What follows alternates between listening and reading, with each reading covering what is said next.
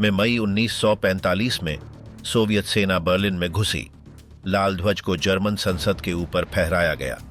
उससे पहले सेनाएं पोलैंड से होकर गुजरी थीं और सीलो की लड़ाई में जीत हासिल की थी, जो पूर्वी मोर्चे पर आखिरी महत्वपूर्ण लड़ाइयों में से एक थी। यूरोप में युद्ध समाप्त हो चुका था। सोवियत संघ मजबूत होकर उभरा और महाद्वीप के पूर्वी देशों में अपनी उपस्थिति बढ़ाई। जीत के साथ एक नया चरण शुरू हुआ। पुनर्निर्माण, सत्ता का नियंत्रण और प्रणाली का आयोजन उन लोगों के हाथों में चला गया जिन्होंने युद्ध का नेतृत्व किया था। मॉडल कठोर था, निर्णय केंद्रीय स्तर से लिए जाते थे और उन पर चर्चा नहीं की जाती थी। वर्षों के साथ कुछ ने उसी दिशा को बनाए रखने की कोशिश की, दूसरों ने इसे बदलने की कोशिश की। तेज गिरावटें हुईं। एक को गिरफ्तार कर फांसी दी गई, दूसरे को एक दूरस्थ स्थान पर भेज दिया गया। युद्ध के बाद जिन्होंने सत्ता हासिल की, उन्होंने क्या किया और उनका अंत क्या हुआ?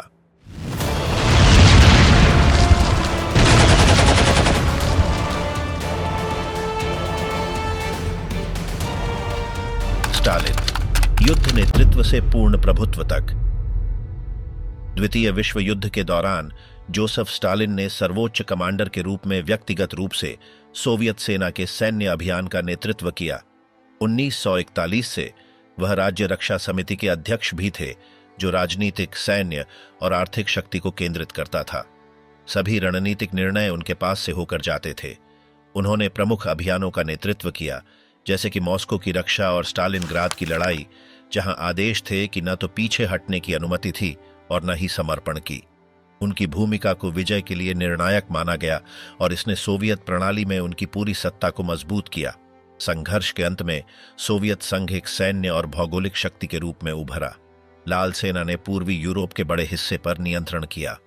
स्टालिन ने तेहरान, याल्टा और पोस्टडैम सम्मेलनों में भाग लिया, जहां उन्होंने संयुक्त राज्य और ब्रिटेन के साथ महाद्वीप के पुनर्गठन पर सहमति व्यक्त की।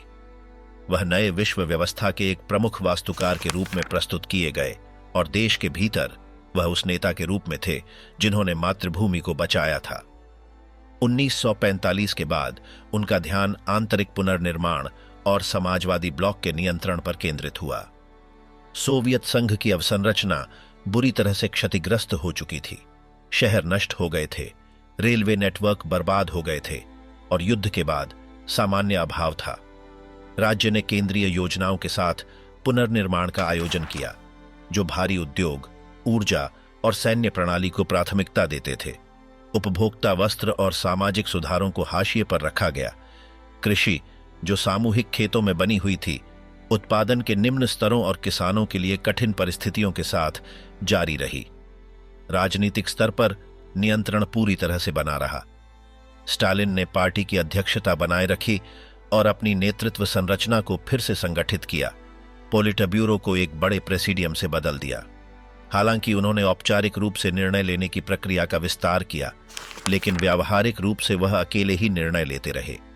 कोई भी नेता वास्तविक स्वायत्तता के साथ नहीं था।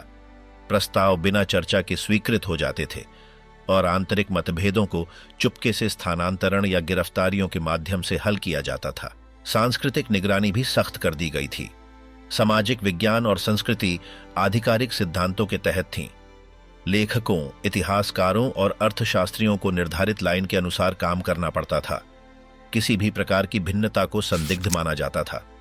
एक ऐसी दुनिया दृष्टि को बढ़ावा दिया गया जो आंतरिक और बाहरी शत्रुओं के खिलाफ संघर्ष पर केंद्रित थी।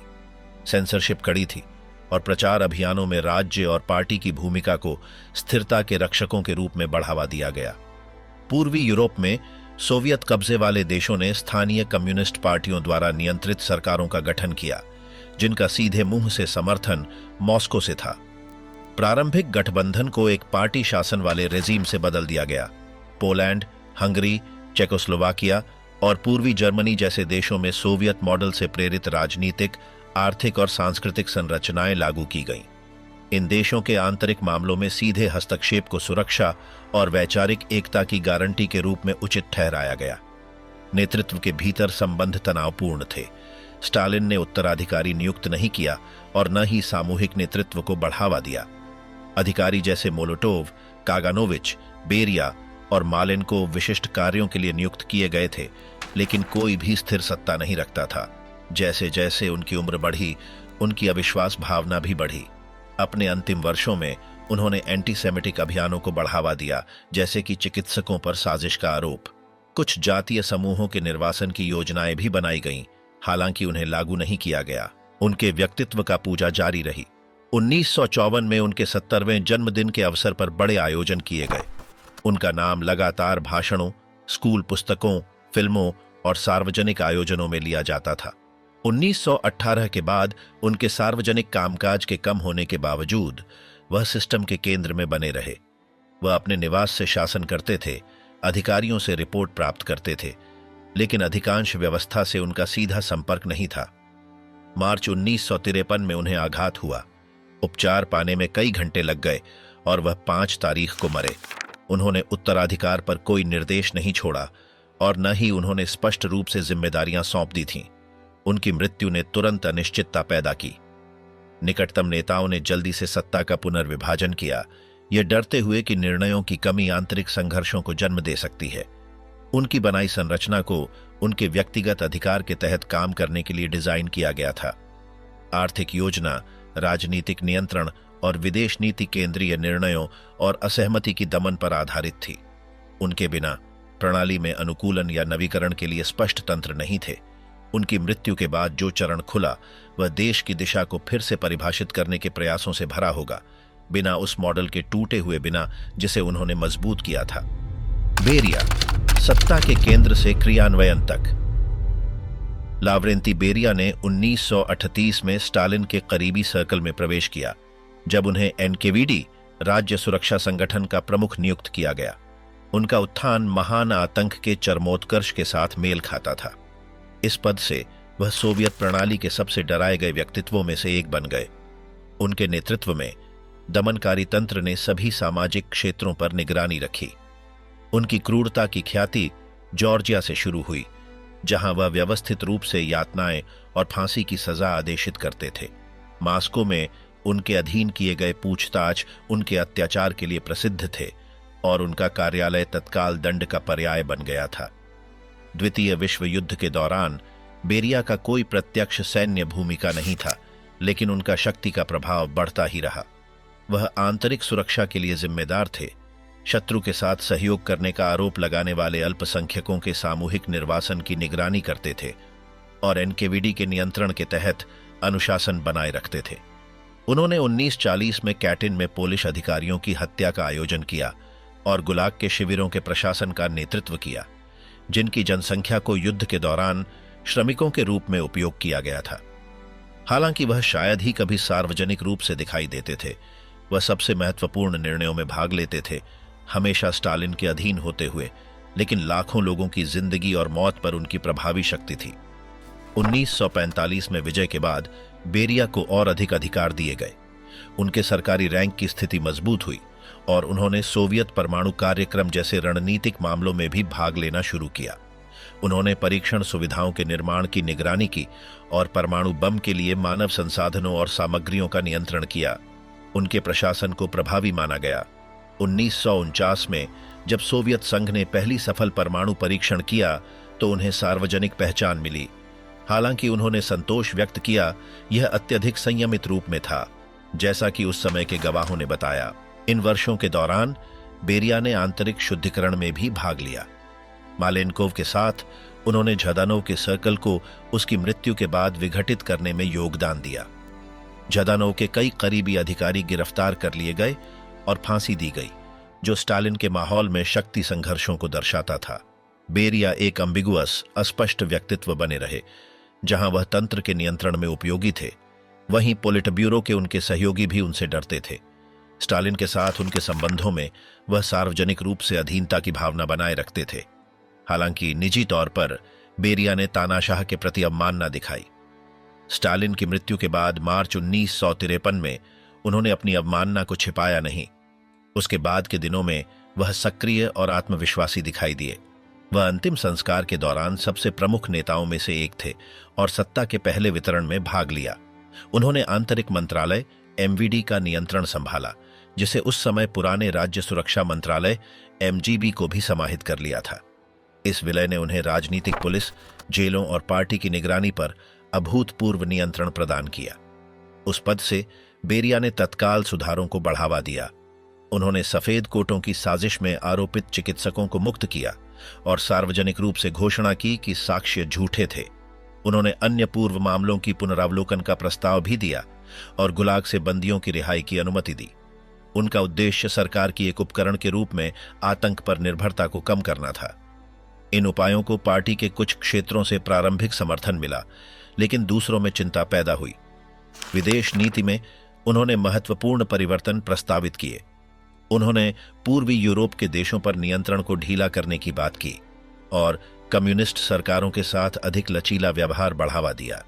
गुप्त रूप से उन्होंने युगोस्लाविया के साथ भी संपर्क फिर से स्थापित किया, जिसके स्टालिन से टूटने को एक विश्वासघात माना गया था। इसके अलावा उन्होंने यूएसएसआर के भीतर गैर रूसी गणराज्यों को रियायत देने का प्रस्ताव रखा ताकि जातीय तनावों को कम किया जा सके। इन कार्रवाइयों को केंद्रीय तंत्र से बाहर राजनीतिक समर्थन प्राप्त करने के प्रयास के रूप में देखा गया। अपने कदमों के बावजूद बेरिया को उसके सहयोगी एक खतरे के रूप में देखते थे। सुरक्षा तंत्र पर उनका नियंत्रण उन्हें भयभीत करने वाला बनाता था। कहा जाता था कि उनके पास प्रेसिडियम के सभी सदस्यों पर संकलित एक आपत्तिजनक जानकारी थी, जो वर्षों की निगरानी से एकत्र की गई थी। ख्रुश्चेव और मालेनकोव ने उन्हें पद से हटाने के लिए एक साजिश की योजना बनाई। बेरिया, जो विश्वास से भरा हुआ था, ने कोई सुरक्षा उपाय नहीं किए। जून 1953 में प्रेसिडियम की एक बैठक के दौरान उसे अचानक गिरफ्तार कर लिया गया। ख्रुश्चेव ने इस ऑपरेशन का समन्वय मार्शल झुकोव के साथ किया था, जिन्होंने सैन्य तैनाती की जिम्मेदारी ली थी। बेरिया को क्रेमलिन से एक कार में निकाला गया और सेना की हिरासत में ले जाया गया। उसकी गिरफ्तारी कुछ दिनों बाद घोषित की गई। 2 जुलाई को केंद्रीय समिति की बैठक में उसके अपराधों को उजागर किया गया। सत्ता का दुरुपयोग, वैचारिक विचलन और एक अविश्वसनीय आरोप के रूप में यूनाइटेड किंगडम के पक्ष में जासूसी।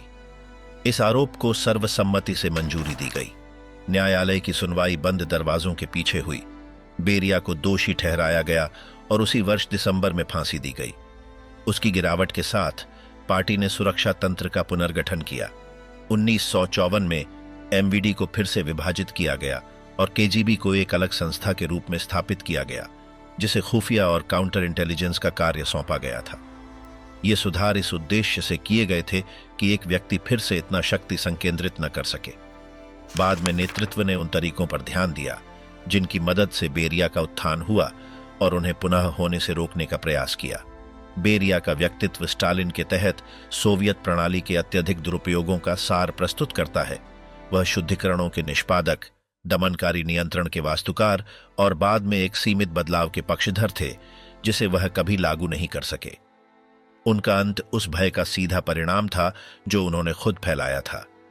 युद्ध के बाद उनका सत्ता में प्रवेश जितना प्रभावशाली था, उतना ही संक्षिप्त भी था। उनकी फांसी के बाद उनका नाम आधिकारिक भाषणों से हटा लिया गया और सार्वजनिक अभिलेखों से निकाल दिया गया। दशकों तक उन्हें सोवियत इतिहास में आधिकारिक रूप से नहीं उल्लेखित किया गया। मालेनकोव, क्षणभंगुर उत्तराधिकारी और उनका राजनीतिक पतन। जॉर्जी मालेनकोव युद्ध और युद्धोत्तर वर्षों में स्टालिनवादी तंत्र के भीतर सबसे अधिक उन्नति करने वाले नेताओं में से एक थे। उनका करियर तकनीकी और संगठनों में कार्यों के माध्यम से आगे बढ़ा और प्रशासनिक कार्यों में उनकी क्षमता ने उन्हें स्टालिन का विश्वास अर्जित किया। द्वितीय विश्व युद्ध के दौरान उन्होंने शस्त्र निर्माण उद्योग के समन्वय और मोर्चे के लिए मानव संसाधनों की लामबंदी में भाग लिया। हालांकि वह एक प्रमुख सार्वजनिक व्यक्ति नहीं थे, उनकी प्रभावशाली भूमिका पार्टी की योजनाओं और केंद्रीय कार्यालयों में चुपचाप बढ़ी। संघर्ष के अंत में मालेनकोव को स्टालिन के सबसे करीबी सर्कल में शामिल किया गया। उनकी प्रमुखता विशेष रूप से जदानोव की मृत्यु के बाद 1948 में बढ़ी। बेरिया के साथ मिलकर उन्होंने लेनिनग्राद और अन्य क्षेत्रों में जदानोव के सहयोगियों के खिलाफ एक शुद्धिकरण का आयोजन किया। दर्जनों अधिकारियों को फांसी दी गई, जिसमें पोलिट ब्यूरो के उच्च सदस्य भी शामिल थे। इस घटना ने उन्हें सोवियत नेतृत्व के संभावित उत्तराधिकारी के रूप में अपनी स्थिति को मजबूत किया। स्टालिन के अंतिम वर्षों में मालेनकोव ने महत्वपूर्ण रिपोर्टों का नेतृत्व किया और उन्हें महत्वपूर्ण भाषण देने के लिए नियुक्त किया गया, जो उन्हें आधिकारिक रूप से स्टालिन का प्रवक्ता प्रस्तुत करता था। 1942 के पार्टी कांग्रेस में उन्होंने केंद्रीय समिति की ओर से केंद्रीय रिपोर्ट पढ़ी, जबकि स्टालिन चुप रहे। इसे प्रतीकात्मक रूप से एक कार्यभार के हस्तांतरण के रूप में देखा गया। हालांकि उत्तराधिकार के लिए कोई स्पष्ट गारंटी नहीं थी। स्टालिन में शक्ति का संकेंद्रण उनके सहयोगियों की किसी भी वास्तविक स्वायत्तता को रोकता था, जिन्हें आदेशों का पालन करना पड़ता था और आधिकारिक लाइन से हटने का कोई स्थान नहीं था। मार्च 1953 में स्टालिन की मृत्यु के बाद मालेनकोव को मंत्रिपरिषद के अध्यक्ष और केंद्रीय समिति के सचिव के रूप में नियुक्त किया गया, जो उन्हें औपचारिक रूप से सरकार का नया प्रमुख बना देता था। उनके उपाध्यक्ष बेरिया और मोलोतोव थे। बाकी प्रेसिडियम में एक सामूहिक संरचना बनी रही, लेकिन मालेनकोव को प्रारंभिक रूप से सबसे मजबूत नेता माना गया। स्टालिन के अंतिम संस्कार में उनका भाषण सबसे संयमित और राजनीतिक था, जो इस बात का संकेत था कि वह नेता के रूप में निरंतरता दिखाना चाहते थे, लेकिन कम दबाव वाले तरीके से। प्रारंभिक महीनों में मालेनकोव ने एक नियंत्रित परिवर्तन की छवि प्रस्तुत की। उन्होंने सैन्य खर्च में कटौती, उपभोक्ता वस्तुओं के उत्पादन में वृद्धि और एक अधिक विवेकपूर्ण विदेश नीति की वकालत की। सर्वोच्च सोवियत में उन्होंने एक बजट प्रस्तुत किया, जिसमें कृषि करों में कटौती और सामूहिक फार्मों को भुगतान में वृद्धि की गई। उन्होंने एक अधिक जन आधारित उद्योग को बढ़ावा देने की कोशिश की, जो पिछले वर्षों में हथियार निर्माण पर केंद्रित उत्पादन मॉडल के विपरीत था। हालांकि इन विचारों का प्रतिरोध हुआ। पार्टी और राज्य तंत्र की संरचना को दशकों तक सैन्य और भारी औद्योगिक क्षेत्र को प्राथमिकता देने के कारण आकार दिया गया था। इसके अलावा प्रेसिडियम के भीतर ऐसे व्यक्ति जैसे कि ख्रुश्चेव अपनी परियोजनाओं को बढ़ावा दे रहे थे, जैसे कि बंजर भूमि का उपयोग, जिसे अंततः क्षेत्रीय कार्यकर्ताओं और पार्टी के अधिक रूढ़िवादी आर्थिक दृष्टिकोण वाले वर्गों से अधिक समर्थन मिला। एक रणनीतिक गलती ने उनकी स्थिति को कमजोर कर दिया। मार्च 1953 में उन्होंने केंद्रीय समिति के सचिव के पद से इस्तीफा दे दिया, ताकि वह सरकार के प्रमुख के रूप में अपनी भूमिका पर ध्यान केंद्रित कर सकें। इस निर्णय ने ख्रुश्चेव को पार्टी पर नियंत्रण प्राप्त करने की अनुमति दी, एक शक्ति जो जल्द ही मंत्रिपरिषद से भी अधिक प्रभावशाली साबित हुई। हालांकि मालेनकोव औपचारिक रूप से नेता बने रहे, पार्टी का समर्थन न होने पर उनके द्वारा नीतियों का निर्णय लेने की क्षमता धीरे धीरे कम हो गई। मालेनकोव और बेरिया के बीच का संबंध शुरू में सहयोगात्मक था।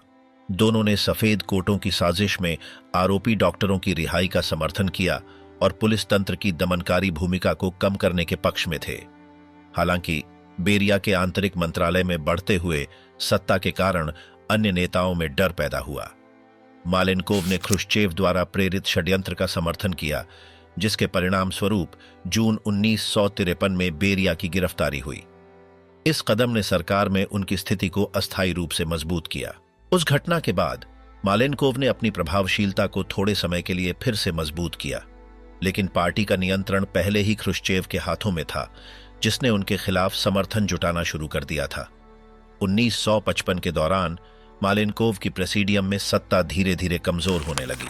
फरवरी 1955 में उन्हें मंत्रिपरिषद के अध्यक्ष पद से इस्तीफा देने के लिए मजबूर किया गया और उन्हें निकोलाई बुल्गानिन द्वारा बदल दिया गया, जो ख्रुश्चेव के सहयोगी थे।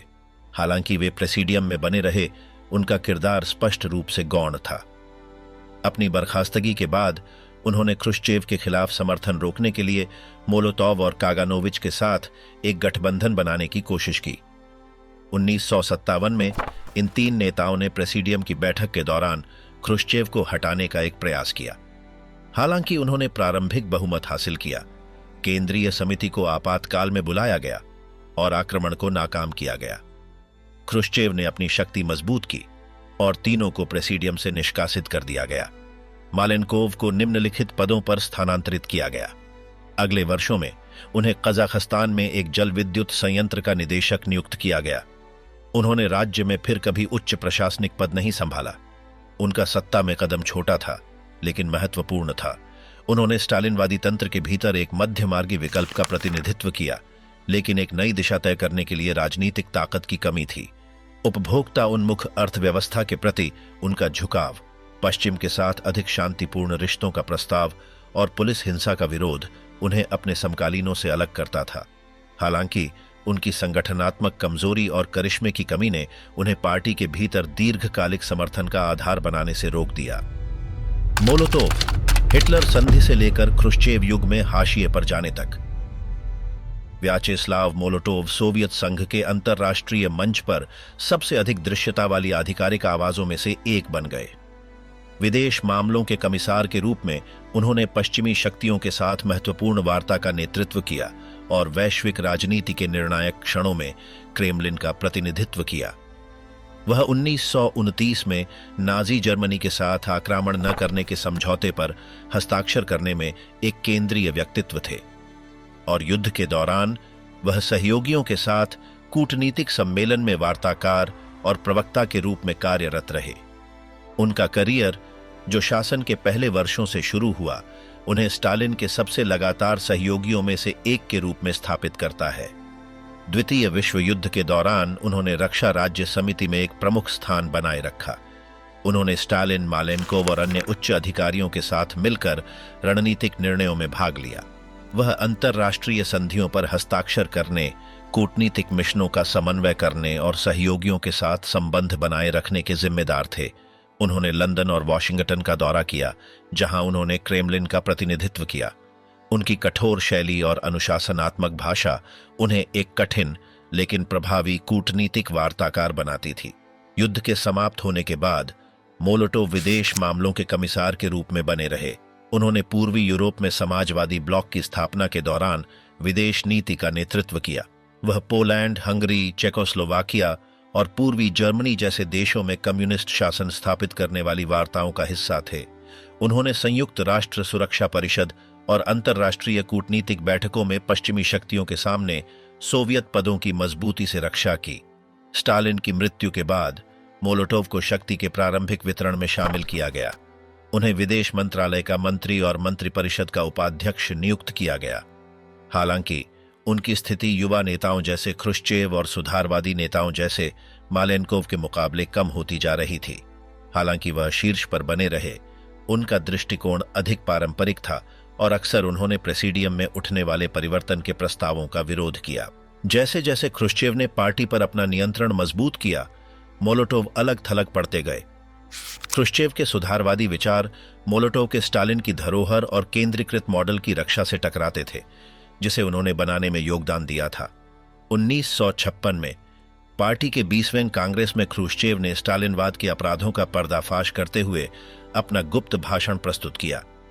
मोलोटोव ने इसे रोकने की कोशिश की और प्रस्तावित किया कि कांग्रेस का केंद्रीय विषय स्टालिन, लेनिन के कार्यों का अनुयायी होना चाहिए। वह अपनी स्थिति को लागू करने में सफल नहीं हो सके। ख्रुश्चेव को प्रेसिडियम के अधिकांश सदस्यों का समर्थन प्राप्त था। मोलोटोव को उस युग की आलोचनाएं सुननी पड़ी जिसे उन्होंने खुद अनुभव किया था। उन्होंने कांग्रेस की दिशा का विरोध किया, लेकिन उसे पलटने में असमर्थ रहे। उस क्षण से उसकी स्थिति स्पष्ट रूप से कमजोर हो गई। 1927 में मालेनकोव और कागानोविच के साथ उसने प्रेसिडियम की बैठक के दौरान ख्रुश्चेव को हटाने का एक प्रयास किया। उन्होंने पहले सचिव के पद को समाप्त करने के लिए अस्थायी बहुमत प्राप्त किया, यह उम्मीद करते हुए कि इस प्रकार उनका नेतृत्व समाप्त हो जाएगा। लेकिन ख्रुश्चेव ने केंद्रीय समिति का समर्थन प्राप्त किया और अपने सदस्यों को मास्को में स्थानांतरित कर दिया। यह कदम मार्शल झुकोव के साथ समन्वित था। समिति के पूर्ण सत्र ने ख्रुश्चेव का समर्थन किया और तीनों साजिशकर्ताओं को हटा दिया। मोलोतोव को प्रेसिडियम और पार्टी के सचिवालय से निष्कासित कर दिया गया। एक प्रतीकात्मक निर्णय में उन्हें मंगोलिया में राजदूत नियुक्त किया गया। वह राज्य की सबसे प्रभावशाली हस्तियों में से एक छोटे और राजनीतिक केंद्र से दूर एक कूटनीतिक पद पर चले गए। यह परिवर्तन न केवल उनके व्यक्तिगत पतन को दर्शाता था, बल्कि सोवियत शक्ति के नए संतुलन में पुरानी स्टालिनिस्ट गार्ड की हार को भी दिखाता था। अगले वर्षों में मोलोतोव एक अस्पष्ट स्थिति में जीते रहे। हालांकि उन्हें गिरफ्तार या शारीरिक रूप से शुद्ध नहीं किया गया, वह प्रभावी राजनीति से बाहर हो गए। उनका नाम प्रेस से हटा दिया गया और उनके ऐतिहासिक भूमिका को आधिकारिक दस्तावेजों में कम किया गया। वह स्मृतियां लिखने या पार्टी की घटनाओं में भाग लेने में शामिल नहीं हुए। निजी तौर पर उन्होंने उस मॉडल का बचाव किया जिसे उन्होंने निर्माण में मदद की थी। उन्होंने स्टालिन युग के दौरान अपने कृत्यों पर पछतावा या समीक्षा नहीं की। मोलोतोव के लिए एक बहुत व्यक्तिगत घटना थी उनकी पत्नी पोलिना जेमचूजिना का स्टालिन के अंतिम शुद्धिकरण के दौरान बंदी बनाना। हालांकि वह 1936 में पुनर्वासित हो गईं, यह घटना उनके बाकी नेतृत्व से संबंध को चिह्नित करती थी। 20th कांग्रेस के बाद गुलाग के लाखों कैदियों की रिहाई उनके पिछले शुद्धिकरणों में सक्रिय भूमिका से विपरीत थी, जिसने उन्हें शासन के नए राजनीतिक परियोजनाओं से हाशिए पर बनाए रखा। उनकी अंतिम निष्कासन 1941 में हुआ, जब उन्हें कम्युनिस्ट पार्टी से निष्कासित कर दिया गया। उस वर्ष के कांग्रेस ने माना कि उनका स्टालिनवाद के प्रति वफादारी उन्हें पार्टी की वर्तमान दिशा के साथ असंगत बनाती थी। हालांकि उन्होंने 1927 से पदों पर काम करना छोड़ दिया था। औपचारिक निष्कासन ने जीवन में पुनर्वास की कोई संभावना बंद कर दी। इसके बाद के वर्षों में वह मीडिया से दूर मास्को में अनौपचारिक निगरानी में रहे।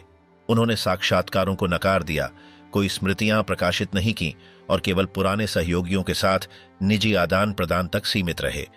वह 1986 में 96 वर्ष की आयु में बिना आधिकारिक पुनर्वास के मृत्यु को प्राप्त हुए। उनकी यात्रा सोवियत शक्ति के इतिहास में सबसे लंबी यात्राओं में से एक थी। वह शासन के पहले वर्षों से मौजूद थे। उन्होंने द्वितीय विश्व युद्ध और समाजवादी ब्लॉक के समेकन के समय के सबसे निर्णायक फैसलों में भाग लिया। उनका पतन उस पीढ़ी के नेताओं के विस्थापन को दर्शाता है, जिनकी स्टालिनवाद के प्रति वफादारी अब सोवियत संघ के नए राजनीतिक संदर्भ में जगह नहीं बनाती थी। क्रुश्चेव, सुधार, विरोधाभास और बर्खास्तगी। निकिता क्रुश्चेव स्टालिन की मृत्यु के बाद सोवियत संघ के सबसे प्रमुख नेताओं में से एक बन गए। उनका राजनीतिक करियर कई दशकों पहले शुरू हुआ था, जिसमें उन्होंने पहले विश्व युद्ध के दौरान श्रमिक आंदोलन में भाग लिया और 1918 से बोल्शेविक पार्टी में सक्रिय रहे। उन्होंने मास्को औद्योगिक अकादमी में अध्ययन करने के बाद पार्टी की संरचना में पदोन्नति प्राप्त की और 30 के दशक में वे यूक्रेन और मास्को में एक प्रमुख शख्सियत के रूप में उभरे। ग्रेट टेरर के दौरान उन्होंने शुद्धिकरण का समर्थन किया, हालांकि उन्होंने प्रशासनिक दक्षता भी दिखाई। द्वितीय विश्व युद्ध के दौरान वे दक्षिणी मोर्चे पर राजनीतिक आयुक्त थे, जहां उन्होंने स्टालिनग्राद और अन्य अभियानों में भाग लिया। मास्को लौटने पर स्टालिन ने उन्हें 1949 में केंद्रीय समिति का सचिव नियुक्त किया, ताकि मालेंकोव और पार्टी के अन्य नेताओं की स्थिति को संतुलित किया जा सके। यह नियुक्ति उन्हें स्टालिन के अंतिम वर्षों में सत्ता के केंद्रीय दायरे में ले आई। उनकी मृत्यु के बाद क्रुश्चेव को कम्युनिस्ट पार्टी का पहले सचिव नियुक्त किया गया। हालांकि शुरू में यह पद एक सामूहिक संरचना में था, जिसमें मालेंकोव, बेरिया और मोलोतोव भी शामिल थे। धीरे धीरे उन्होंने अपनी स्थिति को मजबूत किया और अपने विरोधियों को कमजोर करने के लिए साजिशें रचीं। उन्होंने जून 1953 में बेरिया की गिरफ्तारी में सक्रिय रूप से भाग लिया, जो उनके राजनीतिक प्रतिष्ठान की पुष्टि थी। शुरुआत से ही क्रुश्चेव ने बिना एक पार्टी के मूल सिद्धांतों को छोड़े सिस्टम के नवीनीकरण की वकालत की। उनका पहला बड़ा परियोजना कजाखस्तान और साइबेरिया में असमर्थ भूमि की खेती अभियान था, जिसने लाखों लोगों को प्रेरित किया। प्रारंभिक परिणाम के रूप में अनाज उत्पादन में वृद्धि हुई, हालांकि यह दीर्घकालिक रूप से नहीं टिक सका। साथ ही उन्होंने एक प्रशासनिक पुनर्गठन को बढ़ावा दिया, जिसने केंद्रीय मंत्रालयों को विभाजित किया और आर्थिक परिषदों को क्षेत्रीय स्तर पर कार्य सौंपे, ताकि आर्थिक प्रबंधन को गतिशील बनाया जा सके। उनकी सबसे महत्वपूर्ण कार्रवाइयों में से एक 1956 में 20th पार्टी कांग्रेस में उनका गुप्त भाषण था। वहां उन्होंने स्टालिन के अपराधों की निंदा की, व्यक्तित्व पूजा की आलोचना की और व्यापक शोषण की स्वीकृति दी। यह कदम सोवियत राजनीति में एक मोड़ था। आंतरिक रूप से यह एक हलचल पैदा करने वाला था। अंतर्राष्ट्रीय स्तर पर इसने समाजवादी ब्लॉक की एकता को कमजोर किया। पोलैंड और हंगरी में विरोध प्रदर्शन हुए और इसके बाद की दमन ने यह दिखाया कि परिवर्तन की सीमाएं अब भी क्रेमलिन द्वारा नियंत्रित थीं। स्टालिनवाद की निंदा करने के बावजूद क्रुश्चेव ने पिछले सिस्टम के तत्वों को बनाए रखा। उन्होंने पार्टी की राज्य के मार्गदर्शक के रूप में भूमिका को मजबूत किया और केंद्रीयकृत योजना संरचना को बनाए रखा। आर्थिक दृष्टि से उन्होंने तकनीकी सुधारों को स्वैच्छिक अभियानों के साथ जोड़ा। कृषि में उन्होंने कोलहोसों के विस्तार, सोवजोसों की स्थापना और निजी भूमि के क्षेत्र को घटाने को बढ़ावा दिया। 1950 और 1960 के बीच गेहूं उत्पादन में उल्लेखनीय वृद्धि हुई। साथ ही दूध और मांस का उत्पादन भी बढ़ा। हालांकि मॉडल फिर भी राजनीतिक निर्णयों पर अधिक निर्भर था, न कि संरचनात्मक दक्षता पर। विदेश नीति में उन्होंने पश्चिम के साथ तनाव को कम करने की कोशिश की। उन्होंने आइजनहावर और फिर कैनेडी से मुलाकात की, शांतिपूर्ण सहअस्तित्व का बचाव किया। हालांकि उनका अनिश्चित शैली संदेह पैदा करती थी। क्यूबा में 1962 में मिसाइल संकट के दौरान उन्होंने बिना प्रेसिडियम से परामर्श किए सोवियत हथियारों को वापस लेने का निर्णय लिया, जिसे एक पीछे हटने के रूप में देखा गया। हालांकि उन्होंने एक परमाणु संघर्ष से बचा लिया। इस घटनाक्रम पर उनका एकतरफा नियंत्रण पार्टी नेताओं के बीच उनकी प्राधिकरण को कमजोर कर गया। इंटरनली उन्होंने पार्टी के ढांचे में सुधार करने की कोशिश की। 1961 में उन्होंने पदों की समय सीमा निर्धारित की, जो कई मध्यवर्ती कर्मचारियों को चिंता में डालने वाली थी। उन्होंने क्षेत्रीय समितियों को कृषि और उद्योग के लिए अलग अलग शाखाओं में विभाजित किया, जिससे प्रशासनिक दोहराव हुआ। इन फैसलों ने स्थानीय अधिकारियों और प्रेसिडियम में असंतोष बढ़ाया, जहां उनकी पुनर्गठन को मनमाना और अप्रभावी माना गया। विचारधारात्मक रूप से उन्होंने कम्युनिज्म के बारे में एक आशावादी भाषण बढ़ावा दिया। उन्होंने दावा किया कि सोवियत संघ जीवन की गुणवत्ता में पूंजीवाद को पछाड़ देगा। विशाल आवास निर्माण, उपभोग का विस्तार और खाद्य सुरक्षा में सुधार ने इसे पुष्टि करने जैसा प्रतीत किया। हालांकि संरचनात्मक असंतुलन नहीं गए थे। भारी उद्योग को प्राथमिकता दी जा रही थी और सुधारों ने शासन के निवेश पैटर्न को बदलने में कोई सफलता नहीं प्राप्त की। 1963 में एक खराब फसल ने अनाज आयात करने की आवश्यकता को जन्म दिया, जिससे उनके कृषि मॉडल की सीमाओं का खुलासा हुआ। दृश्यों का सांस्कृतिक जीवन पर भी प्रभाव पड़ा। उन्होंने आलोचनात्मक कृतियों जैसे सोल्जेनित्सिन की इवान डेनिसोविच का एक दिन को प्रकाशित करने की अनुमति दी। साहित्य, सिनेमा और संगीत में एक छोटा सा खुलेपन का दौर था। हालांकि जब कुछ लेखकों ने पार्टी द्वारा निर्धारित सीमाओं को पार किया, तो पुनः प्रतिबंध लगाए गए। सेंसरशिप को फिर से सक्रिय किया गया। हालांकि यह स्टालिन के समय की तुलना में कम सख्त था। उनकी व्यक्तिगत शैली विभाजन पैदा करती थी। उन्होंने जनप्रियता के उत्साह को अचानक फैसलों के साथ मिलाया। वे सीधे तकनीकी मुद्दों में हस्तक्षेप करते थे, विशेषज्ञों की अनदेखी करते हुए। संयुक्त राष्ट्र में उन्होंने एक भाषण को रोकते हुए मेज पर जूता पटक दिया, जिससे उनकी अप्रत्याशित नेता की छवि मजबूत हुई। साथ ही उन्होंने पदों को जमा किया और व्यक्तिगत पहचान की तलाश की। हालांकि उन्होंने व्यक्तित्व पूजा की आलोचना की थी। उनकी छवि दैनिक समाचार पत्रों में थी और उनका परिवार राजनीतिक लाभ प्राप्त कर रहा था, जैसे कि उनके दामाद को इज़वेस्टिया के प्रमुख के रूप में नियुक्त किया गया। अक्टूबर 1964 में उन्हें खुद के प्रेसिडियम द्वारा पद से हटा दिया गया। उनके विरोधियों, जिनका नेतृत्व ब्रीजनेव, सुस्लोव और कोसिगिन ने किया, ने तर्क दिया कि उनका प्रबंधन अस्थिर था। उनके निष्कासन को गोपनीय रूप से व्यवस्थित किया गया था। जब वे छुट्टियों से लौटे तो उन्हें एक बैठक में बुलाया गया, जहां उनसे इस्तीफा देने की मांग की गई। उन्होंने बिना विरोध के स्वीकार किया, यह समझते हुए कि उनका चक्र समाप्त हो गया था। उन्हें संन्यास लेने की अनुमति दी गई और वे 1941 तक मॉस्को में रहते हुए किसी भी राजनीतिक गतिविधि से दूर रहे। ब्रेजनेव, स्थिरता, ठहराव और गिरावट। लेओनिद ब्रेजनेव ने सोवियत राजनीति में युद्धोत्तर पीढ़ी के हिस्से के रूप में उन्नति की। उनका जन्म उक्रेन में एक रूसी श्रमिक परिवार में 1906 में हुआ था और उन्होंने 30 के दशक में कम्युनिस्ट पार्टी से जुड़कर अपनी अनुशासन और अनुकूलनशीलता से पहचान बनाई। उनकी उन्नति द्वितीय विश्व युद्ध के दौरान हुई, जहां वे दक्षिण और उक्रेन के मोर्चों पर राजनीतिक कमिसार के रूप में सेवा में थे। संघर्ष के बाद उनका संबंध ख्रुश्चेव से उन्हें लाभकारी साबित हुआ और उन्हें मोल्दाविया और बाद में पार्टी के केंद्रीय तंत्र में महत्वपूर्ण पदों पर पदोन्नत किया गया। 1964 में उन्होंने निकिता ख्रुश्चेव की बर्खास्तगी में भाग लिया। उन्हें कम्युनिस्ट पार्टी का प्रथम सचिव नियुक्त किया गया, जो बाद में महासचिव के रूप में जाना जाने लगा। वह कोसिगिन और पोदगोर्नी जैसे अन्य नेताओं के साथ सत्ता साझा करते थे, एक सामूहिक संरचना में, लेकिन समय के साथ उन्होंने केंद्रीय शख्सियत के रूप में उभर कर अपनी स्थिति मजबूत की। उनका प्रारंभिक उद्देश्य पिछले वर्षों की अशांति के बाद प्रशासनिक व्यवस्था को बहाल करना था। उन्होंने ख्रुश्चेव द्वारा की गई कई सुधारों को पलट दिया, केंद्रीय मंत्रालयों को पुनः स्थापित किया और पार्टी के कमेटियों में क्षेत्रीय विभाजन को समाप्त कर दिया। आर्थिक दृष्टिकोण से उन्होंने निरंतरता को प्राथमिकता दी। हालांकि उन्होंने कोसिगिन को कुछ विकेंद्रीकरण आधारित सुधारों को बढ़ावा देने दिया। उन्होंने केंद्रीय योजना के सिद्धांतों को बदलने की कोई भी कोशिश रोकी। 1965 से 1970 के बीच कृषि और उद्योग में प्रारंभिक वृद्धि ने उनकी सत्ता को सुदृढ़ किया। हालांकि प्रारंभिक गति धीरे धीरे मंद पड़ने लगी। 70 के दशक में उत्पादकता में गिरावट आई, प्रौद्योगिकी नवाचार सीमित हुआ और नौकरशाही अधिक कठोर हो गई। विशाल निवेशों के बावजूद कोई महत्वपूर्ण परिणाम नहीं प्राप्त हुए। फिर भी एक तुलनात्मक कल्याणकारी नीति बनी रही। वास्तविक वेतन में वृद्धि हुई, आवास निर्माण को बढ़ावा दिया गया और सामाजिक सेवाओं का विस्तार हुआ। 1980 तक घरेलू उपकरणों और बुनियादी वस्त्रों का पहुंच 1950 के दशक की तुलना में बेहतर हो गया था। हालांकि संरचनात्मक असंतुलन बने रहे।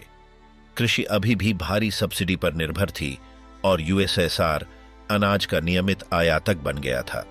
आर्थिक प्रणाली मुख्य रूप से हाइड्रोकार्बन निर्यात से होने वाली आय पर निर्भर थी, जिनकी कीमतों में 70 के दशक में वृद्धि ने एक बड़ी राजकोषीय संकट को टाल दिया। विदेश नीति में ब्रेजनेव ने सोवियत संघ की अंतर्राष्ट्रीय प्रतिष्ठा बनाए रखने की कोशिश की।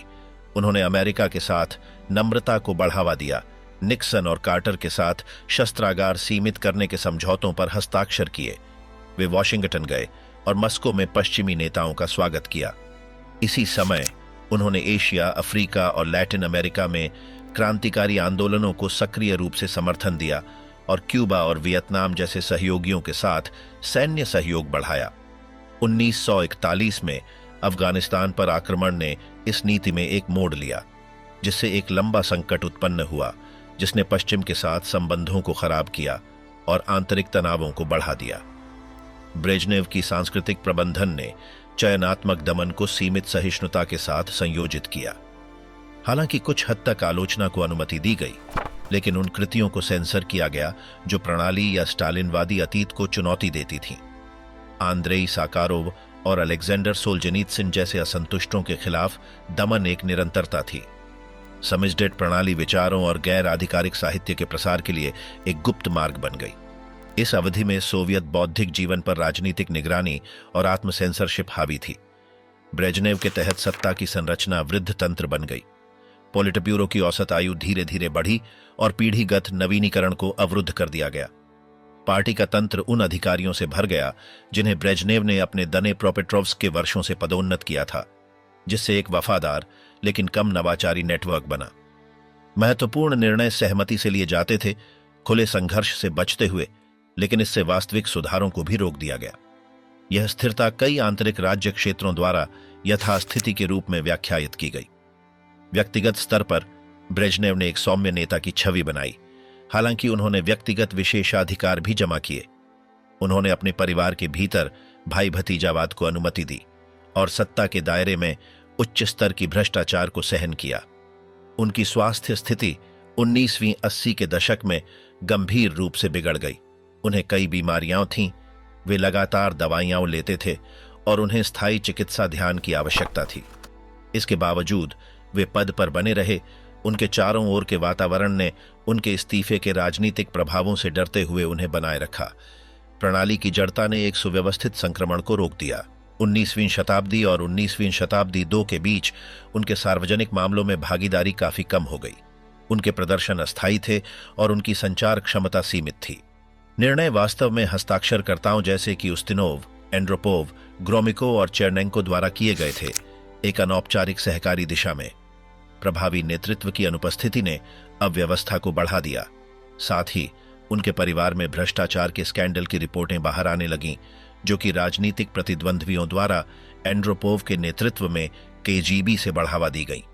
ब्रेजनेव की मृत्यु 10 नवंबर 1982 को हुई। उनका अंतिम संस्कार औपचारिक था और अधिकारियों द्वारा सम्मानित किया गया, लेकिन पार्टी के कई नेताओं के लिए यह एक मुक्ति के रूप में देखा गया। उन्हें लाल चौक में जनरल के रूप में उनके सभी पदक के साथ दफन किया गया। उनका शासन, जो स्थिरता और सुधार के वादों के साथ शुरू हुआ था, एक ठहरे हुए प्रणाली के साथ समाप्त हुआ, जो आर्थिक, सामाजिक और राजनीतिक समस्याओं का प्रभावी रूप से समाधान नहीं कर सका। यूरी आंद्रोपोव, निगरानी और असफल सुधार के बीच। यूरी आंद्रोपोव ने नवंबर 1922 में लियोनिद ब्रेजनेव की मृत्यु के बाद सोवियत संघ का नेतृत्व संभाला। उनका राजनीतिक करियर विस्तृत था। उनका जन्म 1914 में एक मध्यम वर्गीय परिवार में हुआ था। युवा अवस्था में ही उन्होंने कोमसोमोल में शामिल होकर पार्टी की मशीनरी में तेजी से कदम रखा और 1954 में हंगरी में राजदूत नियुक्त हुए। वहां उन्होंने 1956 में बुडापेस्ट विद्रोह का प्रत्यक्ष अनुभव किया, जो उनके साम्यवादी व्यवस्था और राजनीतिक नियंत्रण की आवश्यकता पर स्थायी प्रभाव डालने वाला घटना थी। मॉस्को लौटने के बाद उन्हें पार्टी के केंद्रीय समिति में शामिल किया गया और एक दशक बाद 1987 में ब्रीजनेव ने उन्हें केजीबी का प्रमुख नियुक्त किया। इस पद से उन्होंने 15 सालों तक असंतोष, बाहरी जासूसी और आंतरिक स्थिरता पर सख्त नियंत्रण रखा। वे सिस्टम के सबसे सूचित नेताओं में से एक बन गए, जिनके पास गुप्त रिपोर्टों और निगरानी नेटवर्क तक पहुंच थी। उनका कार्यकाल केजीबी के महत्वपूर्ण शक्ति उपकरण के रूप में भूमिका को मजबूत करने वाला था। ब्रीजनेव के अंतिम वर्षों में आंद्रोपोव ने उनकी जगह लेने के लिए तैयारियां की। उन्होंने महासचिव के शारीरिक विघटन का लाभ उठाया और सुरक्षा तंत्र में अपनी प्रभावशाली स्थिति का उपयोग करते हुए ब्रीजनेव के आसपास भ्रष्टाचार के मामलों को उजागर किया। नवंबर 1922 में उन्हें पार्टी के महासचिव के रूप में नियुक्त किया गया। यह एक अपेक्षाकृत व्यवस्थित प्रक्रिया थी। उनके पूर्ववर्ती के विपरीत वे सिस्टम को पुनः सक्रिय करने के लिए अधिक दृढ़ता से कार्य करने का इरादा रखते थे। आंद्रोपोव का मानना था कि अनुशासन ही आर्थिक पुनर्निर्माण की आधारशिला था। उनका पहला बड़ा कदम भ्रष्टाचार के खिलाफ नियंत्रण अभियान चलाना था। उन्होंने प्रमुख मंत्रालयों के कर्मचारियों को बर्खास्त किया, राज्य कर्मचारियों के खिलाफ मुकदमे चलाए और पार्टी के तंत्र का पुनर्गठन किया। उन्होंने कार्यस्थलों पर छापे मारने का आदेश दिया, देरी करने पर जुर्माना लगाया और काम पर निरंतर उपस्थिति सुनिश्चित करने की मांग की। इन उपायों को उस जनता द्वारा संदेह के साथ लिया गया जो वर्षों से प्रणाली की अक्षमता और अनौपचारिकता से जूझ रही थी। व्यक्तिगत रूप से आंद्रोपोव संयमी थे। वे अत्यधिक आडंबर से बचते थे, कम ही सामाजिक आयोजनों में शामिल होते थे और एक गंभीर छवि दिखाते थे। वे व्यवस्थित थे, अपने सहयोगियों से कड़ी अपेक्षाएं रखते थे और रहस्यमय थे। हालांकि उन्होंने कुछ प्रतीकात्मक कदमों को बढ़ावा दिया, जैसे मॉस्को में एक फैक्ट्री का दौरा। उनकी सार्वजनिक गतिविधियां सीमित थीं। उन्होंने व्यक्तित्व पूजा को बढ़ावा नहीं दिया और मीडिया में अधिक बार नहीं दिखाई देते थे। उनका शैली ब्रीजनेव से विपरीत था, जिन्होंने हमेशा एक सार्वजनिक छवि को बढ़ावा दिया था। यूरी एंड्रोपोव ने नवंबर 1982 में लियोनिद ब्रेजनेव की मृत्यु के बाद सोवियत संघ का नेतृत्व संभाला। उनकी राजनीतिक यात्रा बहुत व्यापक थी। वह 1914 में एक मध्य वर्गीय परिवार में पैदा हुए थे। युवा अवस्था से ही उन्होंने कोमसोमोल में शामिल हो गए थे और पार्टी के तंत्र में उन्नति करते हुए 1955 में हंगरी में राजदूत नियुक्त हुए थे। वहां उन्होंने सीधे तौर पर बुडापेस्ट विद्रोह 1956 का सामना किया, जो उनके कम्युनिस्ट आदेश और राजनीतिक नियंत्रण की आवश्यकता को लेकर उनके दृष्टिकोण पर गहरा प्रभाव डालने वाला था। मॉस्को लौटने के बाद वह पार्टी के केंद्रीय समिति में शामिल हुए और एक दशक बाद 1987 में ब्रेजनेव ने उन्हें केजीबी का प्रमुख नियुक्त किया। इस पद से उन्होंने प्रतिरोध, बाहरी जासूसी और आंतरिक स्थिरता पर कड़ा नियंत्रण लागू किया। वह सिस्टम के सबसे सूचित नेताओं में से एक बन गए थे, जिनके पास गुप्त रिपोर्टों और निगरानी नेटवर्क तक पहुंच थी। उनकी कार्यकाल के दौरान केजीबी की भूमिका को सोवियत शक्ति के महत्वपूर्ण उपकरण के रूप में मजबूत किया गया। ब्रेजनेव के अंतिम वर्षों में एंड्रोपोव ने उनकी जगह लेने की तैयारी की। उन्होंने सचिव महासचिव की शारीरिक स्थिति का लाभ उठाया और अपनी सुरक्षा तंत्र का प्रभावी इस्तेमाल करके उनके आसपास भ्रष्टाचार के मामलों का पर्दाफाश किया। नवंबर 1982 में उन्हें पार्टी कम्युनिस्ट का सचिव महासचिव नियुक्त किया गया, एक व्यवस्थित प्रक्रिया के तहत। ब्रेजनेव के विपरीत वह सिस्टम को फिर से सक्रिय करने के लिए अधिक दृढ़ता से काम करने का इरादा रखते थे। एंड्रोपोव का मानना था कि अनुशासन आर्थिक पुनर्निर्माण की नींव है। उनके पहले निर्णयों में से एक भ्रष्टाचार के खिलाफ एक नियंत्रण अभियान शुरू करना था। उन्होंने महत्वपूर्ण मंत्रालयों के अधिकारियों को बर्खास्त किया, राज्य कर्मचारियों के खिलाफ मुकदमे चलाए और पार्टी तंत्र का पुनर्गठन किया। उन्होंने श्रम केंद्रों पर छापे मारे, समय पर काम न आने पर जुर्माना लगाया और कर्मचारियों से लगातार काम करने की अपेक्षा की। इन उपायों को एक जनसंख्या द्वारा संदेहास्पद रूप से लिया गया, जो वर्षों से प्रणाली की अक्षमता और अनौपचारिकता के साथ जी रही थी। व्यक्तिगत रूप से एंड्रोपोव संयमित थे। वह अत्यधिकताएं बचते थे। शायद ही कभी सामाजिक कार्यक्रमों में भाग लेते थे और एक गंभीर छवि प्रस्तुत करते थे। वह पद्धतिवादी थे, अपने सहयोगियों से कठोरता से काम लेते थे और गोपनीय रहते थे, जबकि उन्होंने कुछ प्रतीकात्मक इशारों को बढ़ावा दिया, जैसे कि मास्को में एक कारखाने का दौरा। उनके सार्वजनिक कार्य प्रतिबंधित थे। उन्होंने व्यक्तित्व पूजा को बढ़ावा नहीं दिया और मीडिया में बार बार नहीं दिखने का प्रयास किया। उनका शैली ब्रेजनेव से अलग था, जिन्होंने एक स्थायी सार्वजनिक छवि को बढ़ावा दिया था। कॉन्स्टेंटिन चर्नेंको, एक अवधि के अंत में एक कमजोर जनादेश। कॉन्स्टेंटिन चर्नेंको को फरवरी 1984 में पार्टी के सचिव जनरल के रूप में नियुक्त किया गया, यूरी आंद्रोपोव की मृत्यु के बाद। उनका चयन सोवियत नेतृत्व के भीतर एक समझौते का निर्णय था। हालांकि वे गंभीर रूप से बीमार थे, उन्हें इस रूप में देखा गया था कि वे दिशा में कोई बदलाव नहीं करेंगे और न ही सत्ता के विभिन्न गुटों के बीच संतुलन को बदलेंगे। वे कोई नई परियोजना नहीं प्रस्तुत करते थे, बल्कि वे ब्रेजनेव के समय से बनी एक रूढ़िवादी लाइन के निरंतरता का प्रतीक थे। चर्नेंको कोई प्रमुख या करिश्माई व्यक्ति नहीं थे। उन्होंने पार्टी के तंत्र में अपनी सेवा दी थी, मुख्य रूप से प्रशासनिक कार्यों में। ब्रेजनेव के साथ उनका संबंध, जो 50 के दशक से बना था, ने उन्हें 70 के दशक में उच्च पदों तक पहुंचने में मदद की। वे 1976 से केंद्रीय समिति के सचिव थे और 1978 में पोलित ब्यूरो में शामिल हुए थे। उन्होंने हमेशा दूसरे स्तर पर काम किया था और उनके पास कोई स्पष्ट व्यक्तिगत आकांक्षाएं नहीं थीं। जब उन्होंने नेतृत्व संभाला तो वे शारीरिक रूप से बहुत कमजोर थे। सत्ता में उनके संक्षिप्त समय के दौरान उन्होंने कोई महत्वपूर्ण बदलाव नहीं किए, उन्होंने कोई सुधार प्रस्तावित नहीं किए, न ही पिछले निर्णयों को पलटने की कोशिश की। सरकार बहुत कम पहल के साथ चल रही थी। एकमात्र महत्वपूर्ण कदम यह था कि उन्होंने साइबेरिया में नदियों के मोड़ने के लिए एक पुराने परियोजना को जारी रखने को स्वीकार किया, जो पिछले योजनाओं से विरासत में मिला था। यह एक महंगा और पर्यावरणीय प्रभाव पर संदेहास्पद पहल थी, जो अतीत के तकनीकी दृष्टिकोणों की तरह थी। नई आर्थिक नीतियां या सिस्टम के आधुनिकीकरण के लिए कोई प्रस्ताव नहीं दिया गया था। उनकी स्वास्थ्य स्थिति उन्हें अधिकांश बैठकों से दूर रखती थी। जब वे सार्वजनिक रूप से आते थे तो वे संक्षिप्त भाषण पढ़ते थे या दूसरों से भाषण कराने देते थे। महत्वपूर्ण निर्णय सामूहिक रूप से लिए जाते थे या लंबित रहते थे। देश की समस्याएं बढ़ती जा रही थीं। कृषि का निम्न प्रदर्शन, उद्योग की अपर्याप्तता, नवाचार की कमी और सामाजिक असंतोष, इन सब को नए नेतृत्व द्वारा सक्रिय रूप से संबोधित नहीं किया गया था। इस संदर्भ में अन्य नेता जगह बनाना शुरू कर रहे थे।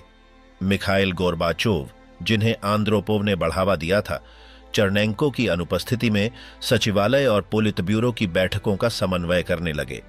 एक युवा छवि और आर्थिक प्रबंधन के पुनरीक्षण के प्रस्तावों के साथ वे पार्टी तंत्र में एक प्रमुख व्यक्तित्व बन गए। बिना नियमों को तोड़े उन्होंने चुपचाप समर्थन जुटाना शुरू किया, बिना सचिव जनरल के खिलाफ सीधे संघर्ष किए। नेतृत्व समूह के भीतर उत्तराधिकार पर सहमति नहीं थी। कुछ, जैसे विक्टर ग्रिशिन और ग्रिगोरी रोमानोव, उत्तराधिकारी के रूप में अपनी स्थिति स्थापित करने की कोशिश कर रहे थे, यहां तक कि सार्वजनिक रूप से प्रमुखता प्राप्त करने के लिए कार्य करते थे। हालांकि कोई भी पर्याप्त समर्थन जुटाने में सफल नहीं हुआ। चर्नेंको की छवि संतुलन बनाए रखने के लिए काम करती थी। हालांकि सभी जानते थे कि उनका नेतृत्व अस्थायी था और ज्यादा देर तक जारी नहीं रह सकता था। केंद्रीय समिति ने भी उसकी नियुक्ति के लिए कोई विशेष उत्साह नहीं दिखाया। जब उसे पद पर पुष्टि की गई तो प्रतिक्रिया ठंडी रही। न तो कोई उत्साहजनक स्वागत हुआ और न ही समर्थन में लंबी भाषणबाजी। अधिकांश लोग इसे आंतरिक विवादों से बचने के लिए एक अस्थायी समाधान मानते थे। वास्तविकता में देश स्पष्ट दिशा के बिना चलता रहा, एक ऐसे समय में जब आर्थिक और सामाजिक तनावों को तत्काल निर्णयों की आवश्यकता थी। इस बीच एंड्रोपोव द्वारा आदेशित आर्थिक प्रस्तावों के मसौदे सलाहकारों के बीच घूम रहे थे। कुछ युवा नेता जैसे राइज़खोव और लीगाचोव उन्हें प्रबंधन प्रणाली में संभावित समायोजन पर चर्चा करने के आधार के रूप में इस्तेमाल कर रहे थे।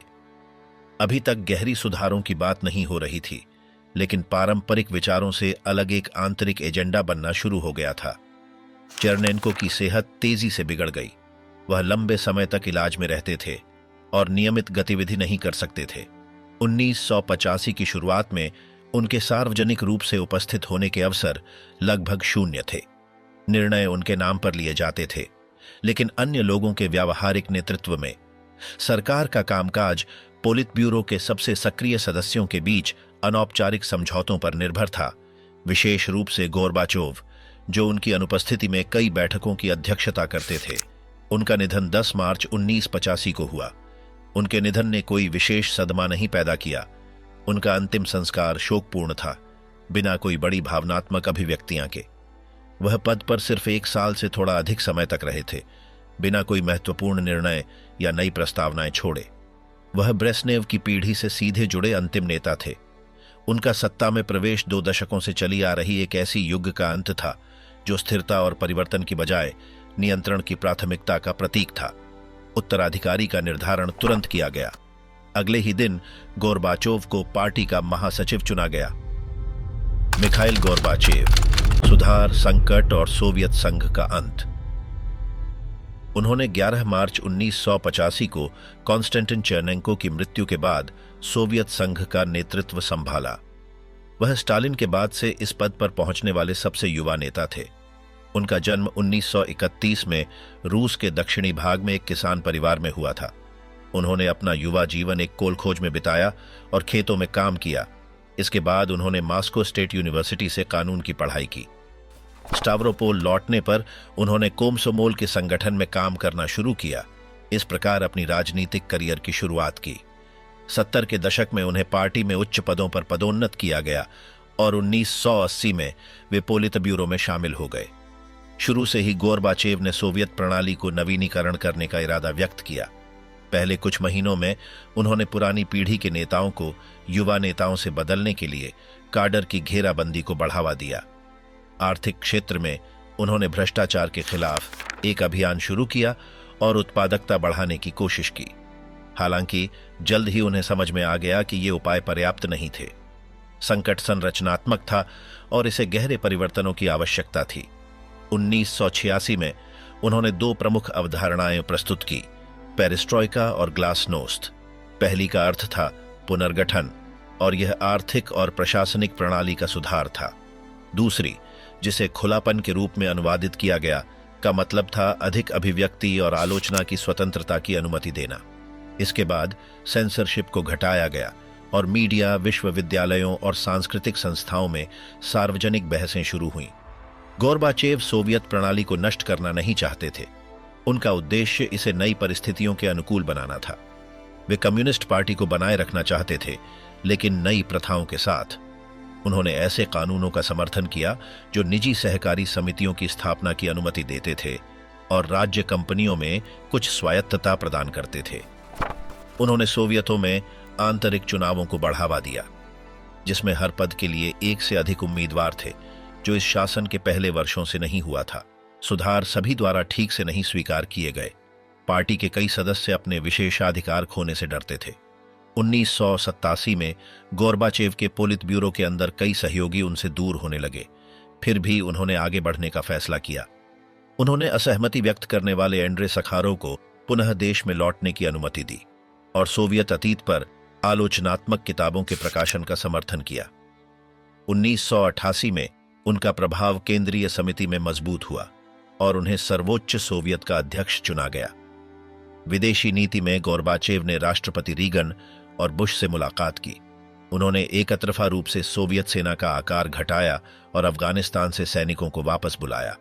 उन्होंने घोषणा की कि वार्सा पैक्ट के देशों को मॉस्को की बिना किसी हस्तक्षेप के अपने स्वयं के सरकारों का चुनाव करने का अधिकार था। इस निर्णय ने पूर्वी यूरोप में कम्युनिस्ट शासन के पतन की शुरुआत को चिह्नित किया।